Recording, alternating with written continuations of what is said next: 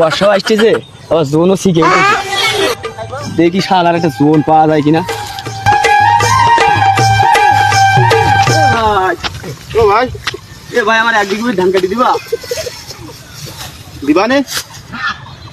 এ ভাই আপনিও যাবেন ভাই? ভাই আমার এই যে কাজ করতেছে, আমি আমার কাজ বাদ দিয়ে ফিকির করে দেবো, সময় নেই ভাই আমার। আমি করে দিবানে। এ কখন যাবা তাহলে?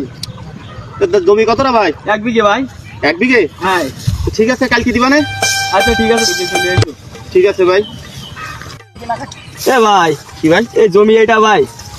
তা ভাই তুমি তো বললি জমি 1 বিঘে, কিন্তু ভাই কিন্তু অনেক বেশি মনে হচ্ছে আমার। এবার আমি জমি কিনলাম কাগজপত্রিতে 1 বিঘে, বেশি আনলি কি তুই? নে কাজ কর চুপচাপ। ভাই কাটি তো দিবানে, তাহলে আপনি 2000 টাকা দেবেন আমার।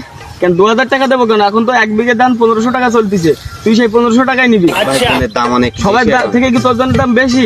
একটু বেশি চলতেছে ভাই। না না, যা দাম তাই দেবো তোকে, কাজ কর তুই। ঠিক আছে ভাই, তাহলে আপনি 1500 টাকায় দিয়ে আমি কেটে দিচ্ছি ভাই।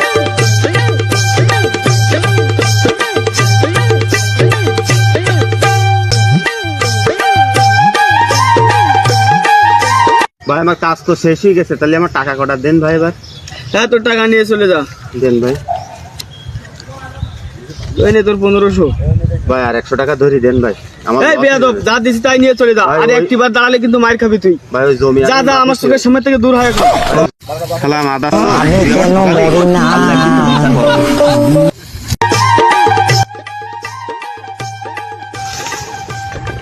খুব টেনশনে আছি, জমিটাও বিক্রি করতে হবে, পার্টিও তো পাচ্ছি নে, দেখি কি করা যায়।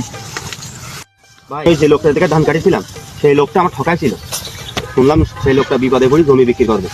আমি এবারে ঠকাবো, প্রতিশোধ নেবো। আমার হাতে ভালো ফাড়ি আছে। ঠিক আছে? ঠিক আছে ভাই, তাহলে কিন্তু এবারে ঠকাইতে হবে যে কোনো ভাবে।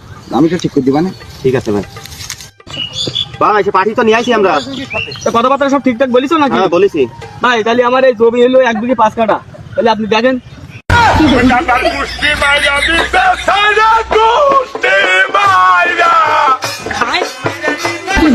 ভাই আপনি যে কাটার সময় বললেন 1 বিঘি, এখন বলতেছেন 1 বিঘি 5 কাঠা, কি করে সম্ভব? আপনি তাহলে তো আমার নিশ্চয়ই ঠকাইছেন।